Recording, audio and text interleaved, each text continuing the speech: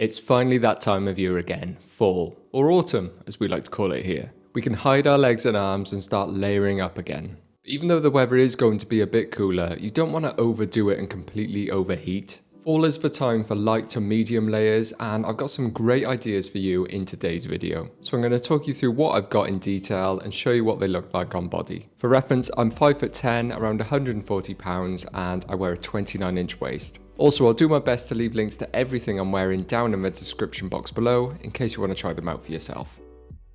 Now, one thing that kind of sucks about fall and winter is that we don't get to see our favourite t-shirts much, because they're probably going to be layered underneath some sort of sweater or jacket. But fear not, I have a solution, and it's something many of you are probably already doing: wearing a long sleeve thermal underlayer. This is the Endearer thermal, which I picked up for £10 on Amazon, and I'm wearing it here in a size small. And I am obsessed with this thing. It's 100% cotton, which I know a lot of you will appreciate, and it's quite rare for a thermal these days. A lot of them are some sort of polyester or nylon blend. It has that waffle knit pattern that not only traps air to insulate your body and keep you warm, but it just looks good as well. It's got a classic vintage style to it, especially when layered over a t-shirt. Something that's a little bit looser is going to work better in my opinion, like this old System of a Down tee I have. The off-white colour of a long sleeve against the faded black looks so good in my opinion. Now, although it is a thermal, it's not overly thick and heavyweight. I believe they do heavier weight versions, which will be better for winter, but this mid-weight one is going to be best for fall. And all of this for just £10 is great value. Unfortunately, it is currently sold out as I'm recording this, and I'm not saying I had anything to do with that, but I did share it on Instagram and my new TikTok page last week, and it sold out shortly after. I'm uploading to those platforms at least once a week now, and showing off all my pickups and favourite clothes earlier than I do on YouTube, so feel free to follow along if you're interested.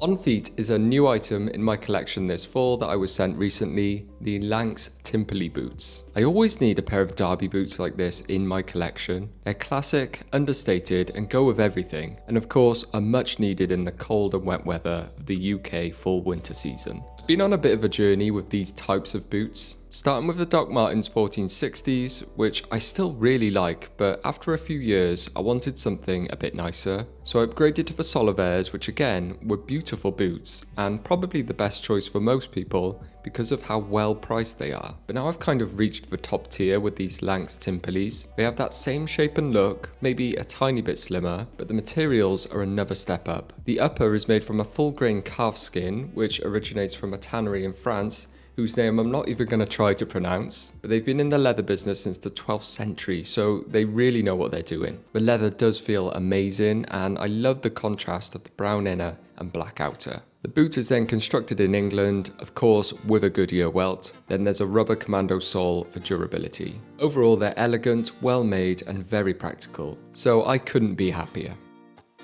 Moving on to pants or trousers, I've had these for ages, but people always ask me about them. These vintage Levi's 505 jeans. I'm guessing they're 90s based on the Made in Canada tag, and over time they've developed some beautiful fading. For those unaware, the 505s are almost identical to Levi's most popular jeans, the 501s. They both have a straight leg fit and a kind of mid-rise. 505s are slightly more roomy around the thighs, especially on this vintage pair, but the biggest difference is that the 505s have a zip fly instead of a button fly, and that alone is enough for me to prefer them over the 501s. These are a 32 length, which is a little longer than I'd usually go for. I'm quite liking the full break look over the shoes at the moment. I always say this, but there's almost no reason to buy brand new Levi's these days. You can find these all over eBay, Depop, and Vinted for an absolute steal, and the vintage pairs will be more broken in and faded, which is what most of us want.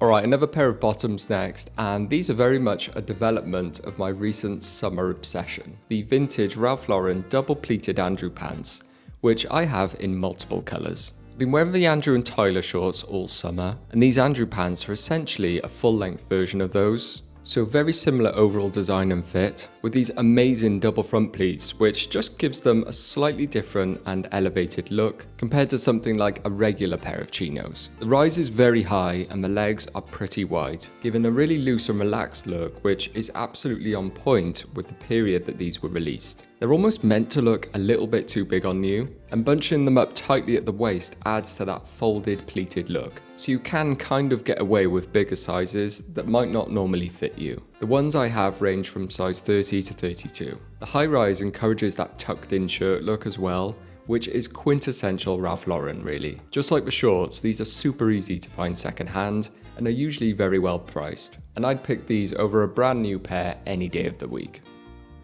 Next is something I know you guys are gonna love. This incredible rib knit sweater that Destructive sent over. I love my rib knit sweaters in the fall and winter. They have such a classic but interesting look to them. So much better than a plain sweater. One of my favorites is the Bleu de Chauffe one, but that's more for deep winter when it's really cold. This one from Destructive is still plenty warm. The 100% cotton construction is thick and heavyweight, but because it's a loose and relaxed design, it's quite nice to wear in the type of weather we have in right now. It has that boxy and cropped length fit that Destructive do ever so well. Keep in mind this is a size extra small though.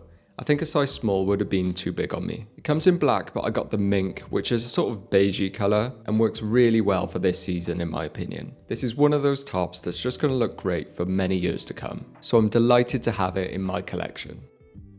Alright, let's talk jackets next. Like I said at the beginning, although the weather starts to get colder in fall, it's not freezing cold. So light to medium layers like this Lee Type 3 denim jacket are going to do very well. This is not only one of my favourite jackets, but also one of the most affordable. Picked it up for like 30 quid on eBay I think, and you can still find them on there all the time. Denim jackets are typically best for spring, but this one has an inner fleece lining that gives it that little bit of extra warmth, making it a great jacket for fall. Its official name is the 101J Storm Rider. I believe you can get it both with and without the inner lining, and the Storm Rider name denotes that it is the lined version. I have it in a size small, and because it has a proper vintage cut without the hand warmer pockets, it fits closer to the body and has a lovely cropped length, as well as the colour on the denim that has faded so much over the years. This is for sure one of my favourite jackets of all time, and it's going to serve me very well this fall.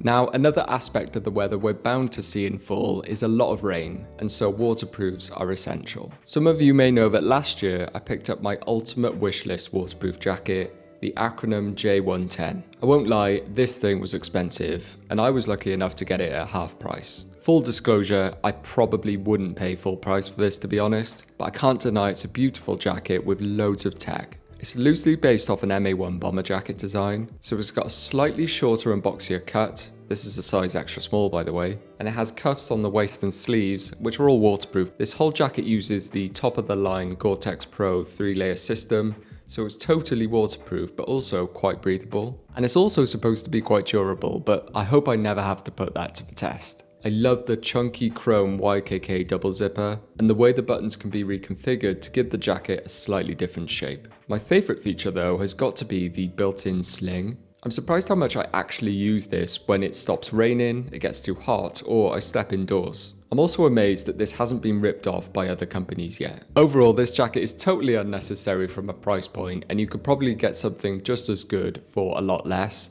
but I adore it.